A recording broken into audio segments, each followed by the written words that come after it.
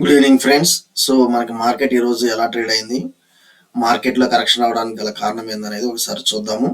And more over రేపు ఎలా ఉండొచ్చు అనేది కూడా ఒకసారి చూద్దాం. ఇంకోటి ఏంటంటే కొన్ని ఐపీఓస్ ఓపెన్ అయినాయండి, అందులో మనం ఏవి సబ్స్క్రైబ్ చేసుకుంటే బాగుంటుంది అనేది కూడా ఒకసారి గమనిద్దాం. ఓకే, సో ముందుగా మనకి సెన్సెక్స్ చూసినట్లయితే ఇక్కడ మనకి 0.93% అండి నెగిటివ్లో ట్రేడ్ అవ్వడం జరిగింది.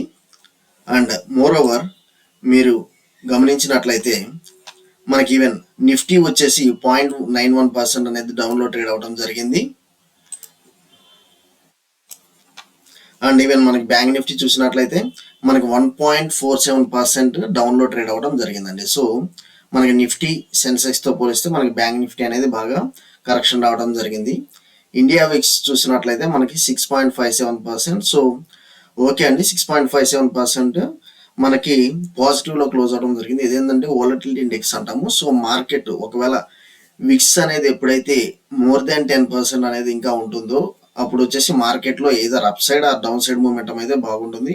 కాకపోతే మనకి 99% ఎలా ఉంటుందంటే ఇండియా విక్స్ అనేది మనకి బాగా పాజిటివ్లో ట్రేడ్ అయితే మార్కెట్ బాగా నెగిటివ్ వెళ్తుంది, బాగా నెగిటివ్లో ట్రేడ్ అయితే మార్కెట్ బాగా పాజిటివ్ పికప్ అయితే ఉంటుంది. అది మీరు గమనించాలి. ఓకే, ఈవెన్ ఫిన్ నిఫ్టీ సో మనకి ఓవరాల్గా మార్కెట్ అయితే 1% అనేది కరెక్షన్ అయితే రావడం జరిగింది. ఎందుకు ఏందనేది ఒకసారి మనం ఇక్కడ లెవెల్స్ చూద్దాము. ముందుగా మనం లెవెల్స్కి వెళ్ళబోయే ముందు మనం గిఫ్ట్ నిఫ్టీ చూసినట్లయితే 21,000 సో 21,615 దగ్గర ట్రేడ్ అవుతుంది. మనం గిఫ్ట్ నిఫ్టీ చూసినట్లయితే 21,615 దగ్గర అయితే ట్రేడ్ అవుతుంది. అది మీరు గమనించాలి. ఈవెన్ నిక్కీ చూసినట్లయితే ఇవి వచ్చేసి మనకు వచ్చేసి పాజిటివ్లో స్లైట్ పాజిటివ్లోనే ట్రేడ్ అవ్వడం జరిగిందండి. అది మీరు గమనించాలి. మనకు వచ్చేసి స్లైట్ పాజిటివ్లో ట్రేడ్ అవ్వడమే జరిగింది. కాకపోతే మనకి నిఫ్టీకి అండ్ గిఫ్ట్ నిఫ్టీకి దగ్గర 100 పాయింట్స్ మనకి చేంజ్ అనేది కనిపిస్తుంది. సో గిఫ్ట్ నిఫ్టీ కన్నా 100 పాయింట్స్ మనకి పాజిటివ్లో ట్రేడ్ అవ్వడం జరుగుతుంది. ఇంకోటి మీరు మిగతా గమనించినట్లయితే సో ఓవరాల్గా ఈరోజు నెగిటివ్ ట్రెండ్ అయితే క్యారీ అయిందండి. కాకపోతే మనకి యూరోపియన్ మార్కెట్స్ చూసినట్లయితే ఇక్కడ మనకి యూరోపియన్ మార్కెట్స్ చూసినట్లయితే ఆల్మోస్ట్ డాక్స్ అంటే జర్మనీ అండ్ ఫ్రాన్స్ పాజిటివ్లో ట్రేడ్ అయినాయి. అండ్ ఇంగ్లాండ్ వచ్చేసి కొంచెం స్లైట్ నెగిటివ్లో ఉంది. అండ్ ఇప్పుడు చూసినట్లయితే మీరు యుఎస్ మార్కెట్స్ పాజిటివ్లో అయితే ట్రేడ్ అవుతుంది. మనకి డౌ జోన్స్ వచ్చేసి ఒక నెగిటివ్లో ట్రేడ్ అయితే ఎస్ఎన్పి నాస్డాక్ పాజిటివ్లో ట్రేడ్ అవుతుంది. సో ఓవరాల్గా కాకపోతే ఇది ఈవెన్ పాజిటివ్ అయినా కానీ just slide 0.45% positive or 0.48% negative అన్నట్లుగానే ఉంది. సో ఒక రేంజ్ రేపు కూడా ఒక రేంజ్ అయితే ఉండొచ్చు అండి. కాకపోతే రేపు ఫిన్ నిఫ్టీ అనేది మనకి ఎక్స్పైరీ ఉంది కాబట్టి లెవెల్స్ ఎలా ఉండొచ్చు అనేది ఒకసారి మన యొక్క దీని ద్వారా చూద్దాము. ఓకే, ముందుగా మనం ఒకసారి ఆప్షన్ చైన్ గమనిద్దాము. సో 21,500 దగ్గర ట్రేడ్ అవుతుంది. మనకు వచ్చేసి లెవెల్స్ వచ్చేసి 21,600 క్రాస్ అయితే మాత్రం 21,700 అనేది కనిపిస్తుంది. కాకపోతే నాకు రేపు ఎంత మూమెంటం అయితే అనిపించట్లేదు నాకు. కాకపోతే డౌన్ సైడ్ అయితే 21,500 అనేది మనకి గనక క్రాస్ అయితే మాత్రం 21,400 దగ్గర అయితే మనకి ఇక్కడ ట్రేడ్ అయ్యే ఛాన్సెస్ అయితే కనిపిస్తున్నట్లుగా నాకు ఇక్కడ మన ఆప్షన్ చైన్ డేటా ద్వారా మనకి ఇక్కడ అనిపిస్తుంది. అది మీరు ఒకసారి గమనించాలి. నిఫ్టీ వన్స్ మనం ఒకసారి చార్ట్స్లో వెళ్దాము. సో మనకి చార్ట్స్ వచ్చేసి కొంచెం క్లియర్ ఫిగర్గానే ఉందండి. మనకి ఈరోజు 8th డేట్ ఇక్కడ గమనించండి. 8th డేట్ నాకు మార్కెట్ ఓపెన్ అయింది, ఒక మంచి గ్రీన్ క్యాండిల్ ఫార్మేషన్ జరిగింది. తర్వాత మళ్ళీ మనకు కొంచెం పికప్ అయింది, వన్స్ డౌన్ అవుతుంది. సో నా ఎంట్రీ ఇక్కడ ఉండిద్దండి, నా ఎంట్రీ ఇక్కడ ఉండిద్ది, నా స్టాప్ లాస్ ఇక్కడ ఉండిద్ది. సో నా ఎంట్రీ అనేది పిఈ సైడ్ ఒకవేళ నేను ఎంటర్ అవ్వాలంటే మాత్రం పిఈ సైడ్ ఎక్కడ ఉండిద్ది. అండ్ అగైన్ మనకి మళ్ళీ ఇంకోసారి కూడా సెకండ్ ఎంట్రీ కూడా ఇచ్చాడండి. ఇక్కడ చూడండి డౌన్ సైడ్ మూమెంటమే ఉంది. సో నాకు మళ్ళీ ఇక్కడ సెకండ్ ఎంట్రీ. ఇదేంటంటే trailing profit, trailing stop loss అంటాము. సో మనకి మన యొక్క ట్రెండింగ్ సైడ్ వెళ్తుంది కాబట్టి ఇదంతా మనకి నెక్స్ట్ ఇక్కడ ఎంట్రీ ఇచ్చాడు. సో నాకు 3 ఎంట్రీస్ ఇచ్చాడండి పుట్ ఆప్షన్ సైడ్. సో మా మార్కెట్ ఆల్ ద టైం మనకి రివర్స్ ట్రెండ్లోనే మనకి బేరిష్ మూమెంటమే ఉండటం జరిగింది. అది మీరు ఒకసారి గమనించాలి. మళ్ళీ మీకు ఇది అర్థం కాకపోతే మళ్ళీ మీకు చూపిస్తాను, మళ్ళీ డ్రా చేసి చూపిస్తాను. అది మీరు గమనించండి. ఏబిసి ప్యాటర్న్ మనకు క్లియర్గా ఫామ్ అయింది, ఏబిసి. సో మనకి ఇక్కడ క్రాస్ అయింది. సో నేను ఇక్కడ ఎంట్రీ తీసుకోవాలి, ఫస్ట్ ఎంట్రీ. మళ్ళీ ఇక్కడ సో మీరు అక్కడ మిస్ అయ్యారు. సో నేను మళ్ళీ ఇక్కడ సెకండ్ ఎంట్రీ ఇక్కడ తీసుకుంటున్నాను. సో ఇక్కడ థర్డ్ ఎంట్రీ తీసుకుంటున్నాను. సో ఈ విధంగా మనకి మల్టిపుల్ ఎంట్రీస్ అయితే ఇచ్చింది. అది మీరైతే ఒకసారి గమనించాలి. కాకపోతే ఈవెన్ ఇక్కడ మీరు ఈఎంఏ స్ట్రాటజీ కూడా మంచిగా వర్కౌట్ అయిందా లేదా అనేది కూడా చూద్దాం. ఇదిగో నాకు ఓన్లీ ఒకే ఒక క్యాండిల్ అబో ఈ లైన్, ఈ బ్లూ లైన్కి అబోకి మనకి ఇక్కడ ఫార్మేషన్ జరిగింది. సో కొంచెం మనం ఇంకొంచెం జూమ్ చేయడానికి చూద్దాము. సో ఈ ఒక్క క్యాండిల్ మనం తీసుకున్న నా ఎంట్రీ ఇక్కడ తీసుకుంటే మాత్రం, నా స్టాప్ లాస్ ఇక్కడ పెట్టుకొని నేను ఎంట్రీ ఇక్కడ తీసుకుంటే మాత్రం నాకు ఇది ఓవరాల్ ప్రాఫిట్ అనేది దగ్గర దగ్గర 1:10 దాకా మనకి ఈరోజు ఆప్షన్లో ఇచ్చింది ఎవరైతే ఎంట్రీ అయి ఉంటారో. సో నేను ఇక్కడ ఎంట్రీ తీసుకుంటాను, నా స్టాప్ లాస్ ఇది పెడతాను, నాకు ఇది మొత్తం ప్రాఫిట్ ఏనండి. సో ఆప్షన్స్లో ఏంటంటే వన్స్ మనకి ఇంత ఆప్షన్ తీసుకున్నట్లయితే మనకి బాగా 400 to 500 పాయింట్స్ దాకా పెరిగిన ఆప్షన్స్ ఉన్నాయి. సో ఎందుకంటే ఈ లెవెల్స్ అనేవి మనం జాగ్రత్తగా ఆప్షన్ ట్రేడింగ్ ఎవరైతే ఆల్రెడీ చేస్తున్నారో వాళ్ళకి నేను ఏదైతే చెప్పానో అది మీకు ఒక ఐడియా అయితే ఉంటుందండి. ఎవరికైతే అసలు ఆప్షన్స్ కానీ పుట్ ఆప్షన్ ఏంది, కాల్ ఆప్షన్ కానీ ఇదేంటి ఏం తెలియదు, మనం బేసిక్ కాన్సెప్ట్ నుంచి బేసిక్ టర్మినాలజీ నుంచి మనం మొత్తం నీట్గా ఎక్స్ప్లెయిన్ చేస్తాము. మేబీ ఫ్యూ డేస్ టైం అండి. ఓకే, సో కాకపోతే ఏంటంటే మనం స్టాక్ టిప్స్ ఇస్తున్నాం, మంచిగా వర్కౌట్ అవుతున్నాయి. అదైతే మన వాట్సాప్ గ్రూప్ ద్వారా మీరు అయితే ఫాలో అవ్వండి. ఓకే, సో రేపు మనకి ఎలా ఉండొచ్చు అనేది నేను ఒకసారి చూస్తాను. రేపు మార్కెట్ ఎలా ఉండొచ్చు. సో నాకు ఒక కన్సల్టేషన్ ఫేజ్ అనేది ఉంది. కాకపోతే మనము బ్రేక్ ఎక్కడెక్కడ బ్రేక్ ఇస్తారు ఏందనేది నాకైతే ఒక ఐడియా అయితే నేను చెప్పాను. సో నెక్స్ట్ వచ్చేసి నాకు ఈ లెవెల్ దాకా ఒకవేళ నాకు బ్రేక్ అయితే మాత్రం ఇదే క్యారీ ఫార్వర్డ్ అయితే మాత్రం 21,421 నెక్స్ట్ యొక్క సపోర్ట్ దగ్గర దగ్గర 100 పాయింట్స్ ఉందండి. నేను ఎక్కడ ఎంట్రీ తీసుకుంటానండి 21,500 దగ్గర ఎప్పుడైతే రెడ్ క్యాండిల్ ఫార్మేషన్ జరుగుతుందో, ఈ 21,500 దగ్గర ఎప్పుడైతే రెడ్ క్యాండిల్ ఫార్మేషన్ జరుగుతుందో ఆటోమేటిక్గా నేను తీసుకుంటాను. With stop loss of just ఒక 10 to 15 పాయింట్స్ తీసుకుంటాను. అండ్ నేను దగ్గర దగ్గర ఒక 80 to 100 పాయింట్స్ నెగిటివ్ సైడ్ ఉంటాను. ఓకే, నెగిటివ్ సైడ్ ఉంటాను. ఒకవేళ నాకు పాజిటివ్ మూమెంటం రావాలంటే మాత్రం నాకు దగ్గర దగ్గర నాకు ఈ యొక్క పాజిటివ్ మూమెంటం 21,560 అబోవే నేను గమనిస్తున్నాను. 21,600 next 21,640. So up side momentum అయితే లెవెల్స్ గమనించండి, డౌన్ సైడ్ మూమెంటం అయితే లెవెల్స్ చెప్పాను. ఒకవేళ మీకు అర్థం కాకపోతే మళ్ళీ రివైండ్ చేసుకొని ఈ వీడియో ప్లే చేయండి. ఓకే, ఆ లెవెల్స్ అనేది మీరు గమనించండి. 21,500 బిలో నేను 100 పాయింట్స్ ప్రాఫిట్కి వెళ్తున్నాను. పుట్ ఆప్షన్ బయింగ్ ఒకవేళ అబోవ్ అయితే 21,560 అబోవే నేను ప్లాన్ చేస్తున్నాను. దీని అబోవే నేను ప్లాన్ చేస్తున్నాను విత్ ఒక 40 పాయింట్స్ స్టాప్ లాస్తో 21,640 దాకా. ఓకే, నెక్స్ట్ ఇప్పుడు వచ్చేసి మనము బ్యాంక్ నిఫ్టీ కూడా ఒకసారి చూద్దాము. సో బ్యాంక్ నిఫ్టీ ఆప్షన్స్ ఏం మనం గమనించినట్లయితే మనకి 41,800 అండి, 41,800. సో ఫస్ట్ నేను 41,700 క్రాస్ అవుతూ ఉంటే మాత్రం ఈ 200 పాయింట్స్ 41,800 దాకా నేను ఛాన్స్ అయితే గమనిస్తున్నాను. లేదు నాకు డౌన్ సైడ్ మూమెంటం అయితే మాత్రం నాకు 41,300 దగ్గర కనిపిస్తుంది. సో రేపు వచ్చేసి నాకు 41,300 టు 47,300 నుంచి 47,800 దాకా నాకు లెవెల్స్ అయితే కనిపిస్తుంది. సో ఒకసారి చార్ట్స్ ద్వారా కూడా చూద్దాం మనం. ఈవెన్ బ్యాంక్ నిఫ్టీ చార్ట్స్ కూడా చాలా క్లియర్గా ఉందని, నిఫ్టీ కంటే నాకు బ్యాంక్ నిఫ్టీ ఇంకా చాలా క్లియర్గా కనిపిస్తుంది. అది ఎలా అనేది మనం ఇక్కడ చూద్దాము. సో ఇందాక మీకు అనేది నేను చెప్పింది మీకు అర్థం కాకపోయినట్లయితే ఇక్కడ ఒకసారి చూడండి. సో ఈ లెవెల్ 5 EMA చార్ట్ ఏదైనా ఇది ఒక మనకి వచ్చే సిగ్నలింగ్ క్యాండిల్ అండి. నేను ఇక్కడ ఎంటర్ అయితే మాత్రం నాకు ఇది మొత్తం EMA చార్ట్ ద్వారా నాకు ఇది మొత్తం ప్రాఫిట్ అని అనుకుంటాను.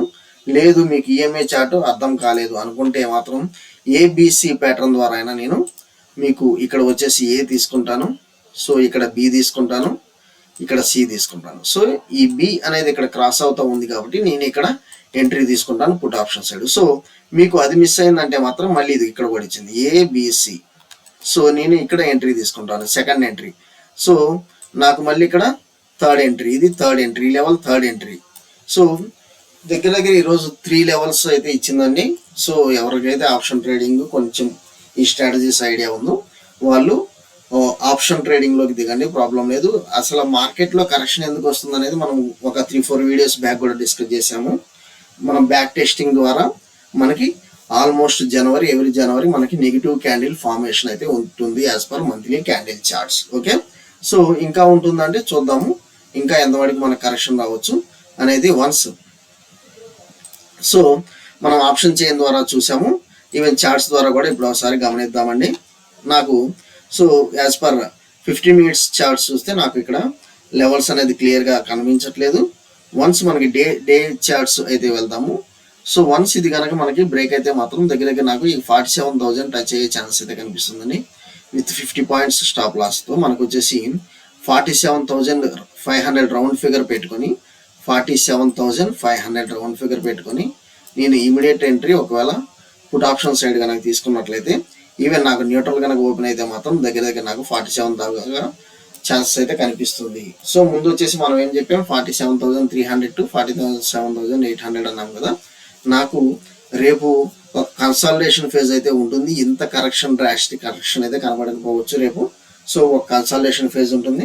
రేపు చూద్దాము ఏ లెవెల్స్తో మనం ఎంటర్ అవ్వాలి. రేపైతే మనం ఏమైనా ఆప్షన్ ట్రేడింగ్ స్ట్రాటజీ కూడా రేపు వచ్చేసి వాట్సాప్ గ్రూప్ ద్వారా చేద్దాం. ఓకే, నెక్స్ట్ కొన్ని ఇంపార్టెంట్ అప్డేట్స్ వెళ్దామండి.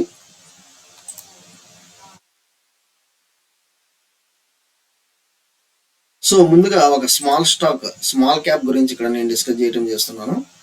Small cap stock with Lakshadweep connection flies 20% higher. So ఎందుకంటే లక్షద్వీప్ టూరిజం అనేది అక్కడ బాగా డెవలప్ చేయాలి అనేది ఒక ఉద్దేశంతో ఇది వచ్చేసి మనకి ప్రవేగ్ అనే స్టాక్ గురించి మీరు ఇది వచ్చేసి లక్షద్వీప్లో కొన్ని హోటల్స్ రిసార్ట్స్ స్టార్ట్ చేస్తుంది, కొన్ని రన్ చేయబోతుంది, ఆల్రెడీ రన్ చేస్తుంది అన్నట్లుగా ఇచ్చారు.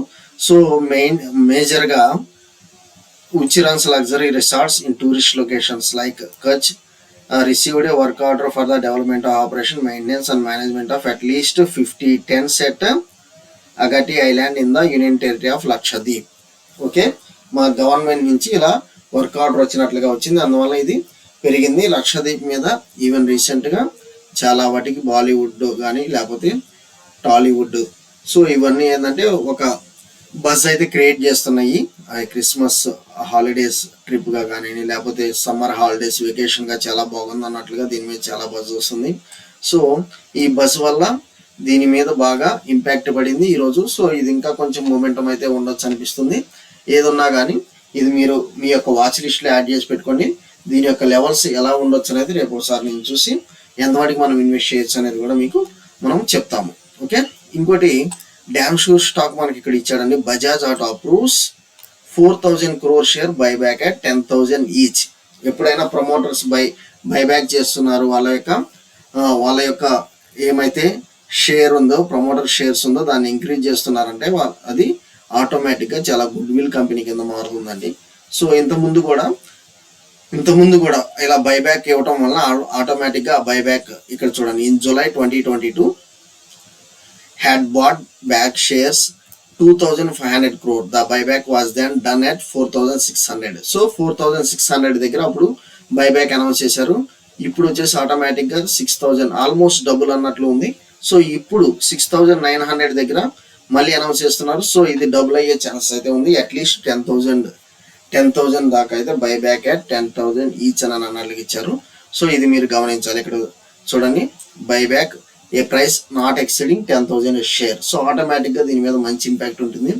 ఎవరి దగ్గర అయితే 1 lakh 2 lakh 3 lakh అలా అమౌంట్ ఉందో, ఎవరైతే లార్జ్ క్యాప్లో ఇన్వెస్ట్ చేయాలనుకుంటారో వాళ్ళు బజాజ్ ఆటో బ్లైండ్గా అయితే ఇప్పుడు ఇన్వెస్ట్ చేయండి ఫర్ షార్ట్ టర్మ్ గెయిన్స్. నేను లాంగ్ టర్మ్ కూడా తీసుకుంటలేదు, షార్ట్ టర్మ్ గెయిన్స్కే నేను రికమెండ్ చేస్తున్నాను. సో కొంతమంది షార్ట్ టర్మ్ స్టాక్స్ రికమెండ్, నేను మేజర్గా స్మాల్ క్యాప్స్ మీడియం క్యాప్స్ మీకు వాట్సాప్ గ్రూప్లో ఎక్కువ బజ్ అయితే నాది అదే ఉంటుందండి. ఎందుకంటే దానిలో నేను ఎక్కువ రిటర్న్స్ చూస్తాను. సో ఇప్పుడు లార్జ్ క్యాప్స్ ఎవరైతే ఇంట్రెస్ట్ ఉన్నారో, నా పోర్ట్ఫోలియోలో కొంత సేఫ్ కూడా ఉండాలనుకునే వాళ్ళు అండ్ మంచి రిటర్న్స్ రావాలనుకునే వాళ్ళు బజాజ్ ఆటోని మీరు కరెంట్ లెవెల్లో బై చేసుకోవచ్చు. ఓకే, బజాజ్ ఆటోని కరెంట్ లెవెల్లో బై చేసుకోవచ్చు. ఓకే, సో నెక్స్ట్ వచ్చేసి మనకు వచ్చేసి కొన్ని ఐపీఓస్ అనేది రావడం జరుగుతుంది. అది మనం చూద్దాము.